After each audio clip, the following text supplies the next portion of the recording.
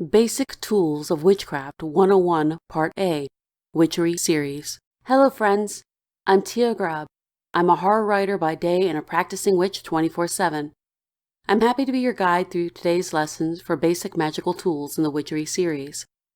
There will be an audio along with text on the screen. We will be discussing the basic tools for European Neo Pagan practices as introduced by the Gardner traditions along with other first-wave Neo Pagan traditions. We will discuss more of the history of modern witchcraft at a later date. If you've not watched the intro to the Witchery series or the Energy Basics episodes, the link is below. When speaking of energy, we mean will energy, focus, and intent. Let us begin. 1. Tools are not needed but are helpful to focus the power within, especially if you're a beginner. Example: the habit of the use of a particular tool will ready your mind and will to the task at hand. A Pavlovian effect. 2. Tools can be bought, gifted, or made as long as they've been ethically sourced. Example: white sage that has been harvested incorrectly will not be able to grow back and is ravaging the ecosystem. This careless and callous energy will be reflected in your magic. 3. If you find something in nature, ask for permission before taking it, and if possible, leave an offering. 4. Your tools can be made of almost any materials that conduct or flow energy and reflect you and your path. It is also advisable not to use tools made from plastics as they do not connect energy well and create blockages. Glass cannot build energy but allow it to flow and can be used with more experience. Glass is also very friendly to a witch's budget. 5. No tool is inherently good or bad. It is the person's will and intent that make it either way, and your own moral compass. Example: love spells can be darker than any demonic spell depending on the desires or even clumsy, ignorant spell work of the practitioner. 6. All tools should be dedicated and only used for ritual and craft. Example: you would not use your Athames, a ritual dagger, to make a peanut butter sandwich. 7. Make your tools true to you and your path. Example: you would not use iron if you were working with the Fae, or corpse flower for a love wand. Number 8. Listen to your intuition when choosing and using your tool. Example: if it feels wrong, don't use it. If it feels right, then use it despite what others might say. If it doesn't endanger yourself or others, it's your practice. 9. Never touch anyone else's tools without expressed permission. Let alone that it's being rude. You can be injured, cursed, or worse. As you gather your tools and experiment and grow as a practitioner, you'll find that some work better than others with your personal energies. When we discuss spellcraft and ritual in a later video, I will show you how to consecrate, decorate, and empower your tools. Today, we will discuss what the tools are and common uses. Part 1. Types of basic witchcraft tools. These are the most commonly used and easily recognized tools from beginner to elder. Wand. In spite of our Harry Potter culture, wands are rarely used and not so much made from dragon heartstrings or are able to cast fireballs. They are used for very specific spell works. Element. Most commonly associated with air. Can be made from various materials. Those materials change the vibration and the usage of the tools. Usually the length of the forearm, but does not need to be depending on use. Traditional wands are made of various woods, and specific wood will lead to certain magics, along with any carved or painted runes, writing, and anointments.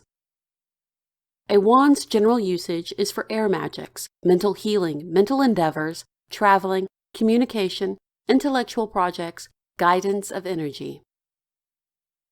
Here are some examples. Let's look at the examples on your screen. A. Copper and quartz. This would be used for building energy. B. Decorative copper, citrine stone, clay, and colored glass. Would be used for glamour, fairy magics, and sun magic. C. Glass pen. And could be made of any other natural material. Writer witches tend to use this for their book of shadows, written spells, or chants, or even writing on the skin. D. Traditional wood, smoothed or raw. It strongly depends on the type of wood that you use as to what kind of air magic could be done with it. E. Wood spoon with shell inlay. Great for kitchen witches, stirring materials, herbs, and etc., making of tinctures or other ritual foods. F. Sweetgrass.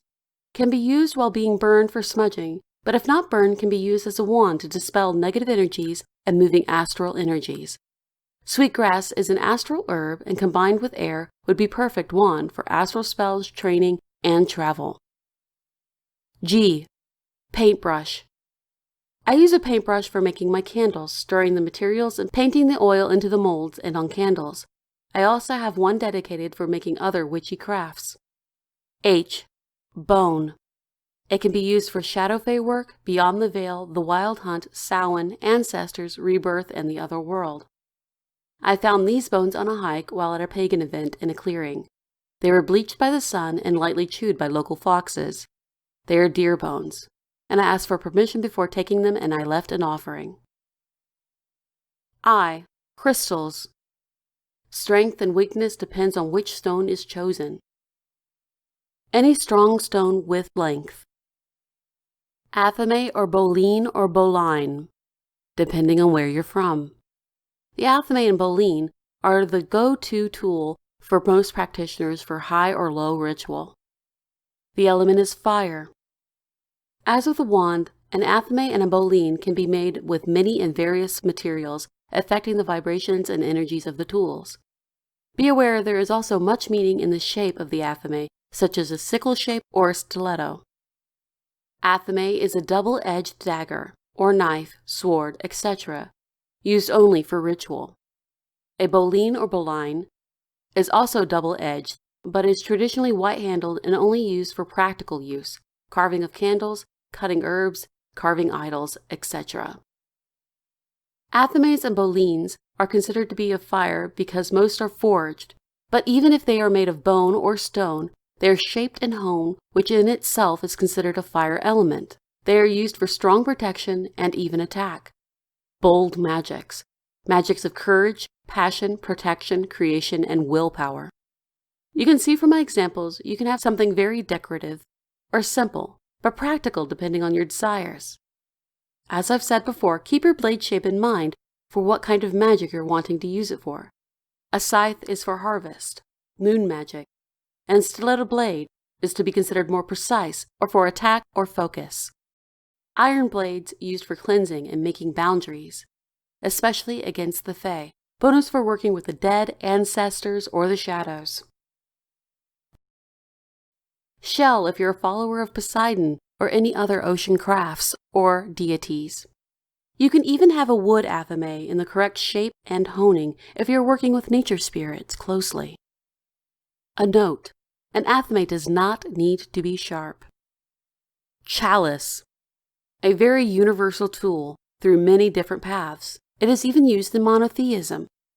The Christians use their chalice to drink the symbolic blood of Christ to purify themselves.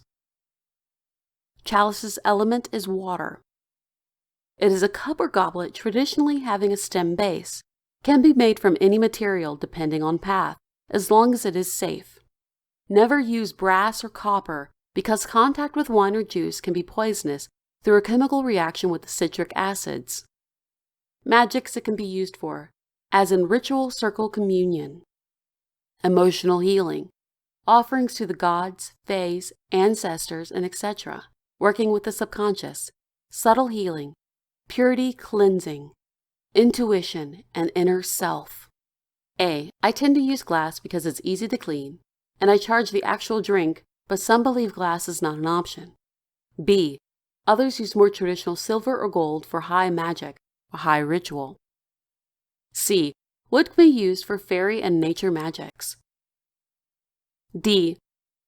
Some use animal horns, as an example, Nordic traditions. E.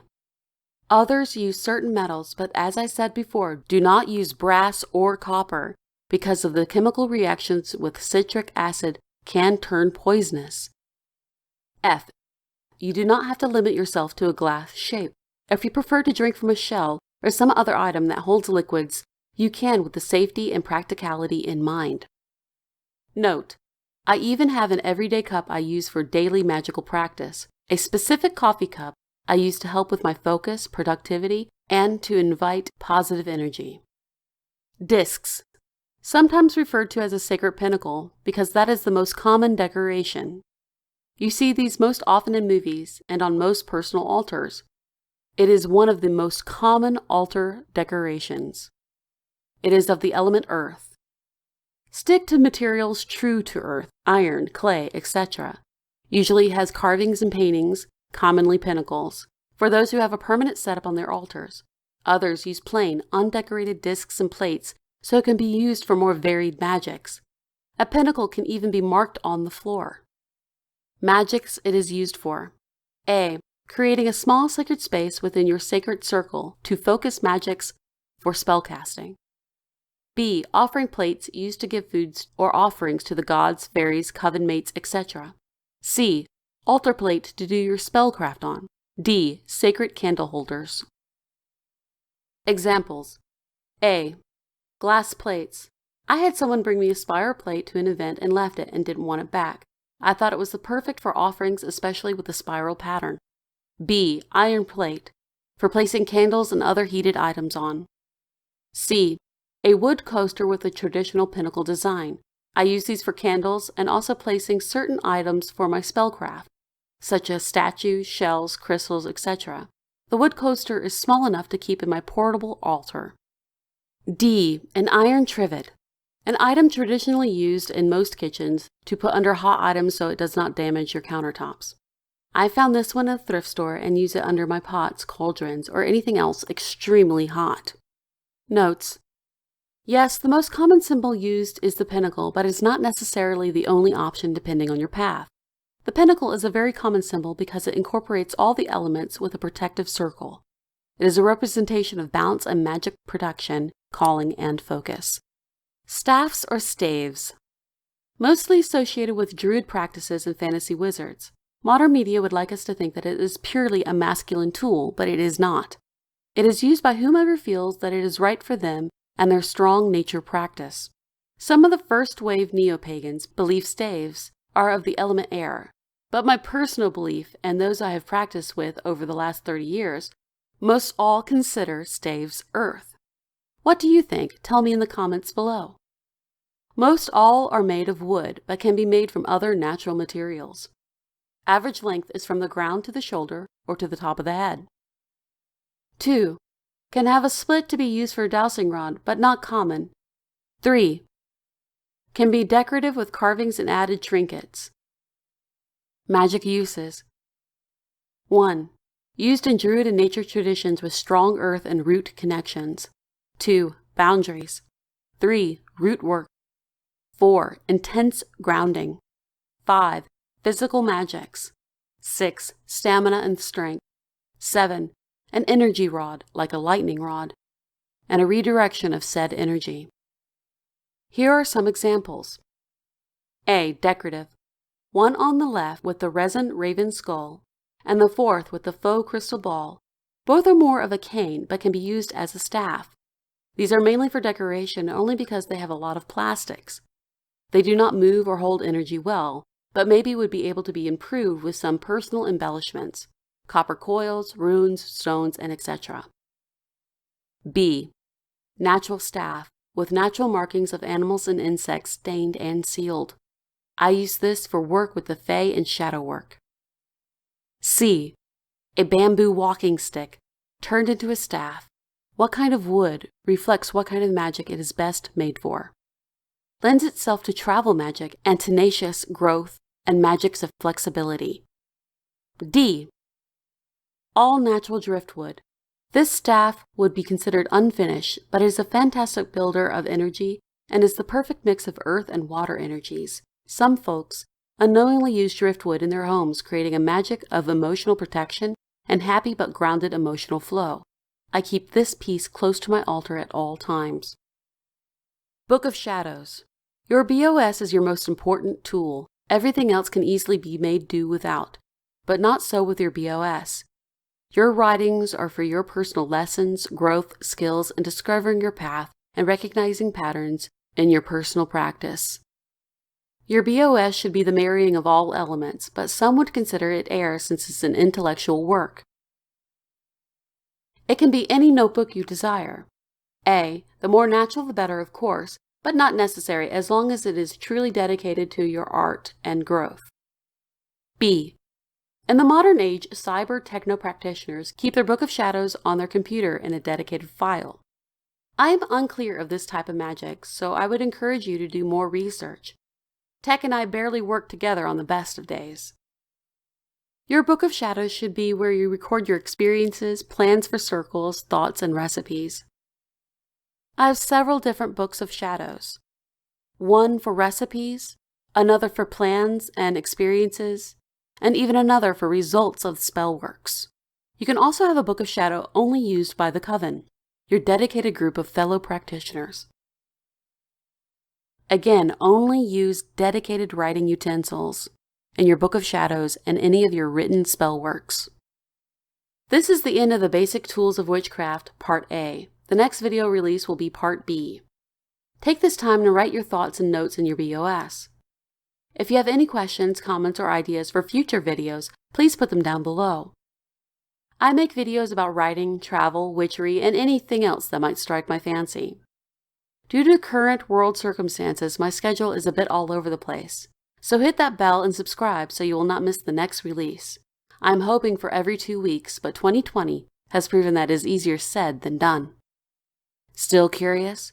Find me on Instagram and Facebook at Tia M. Grubb.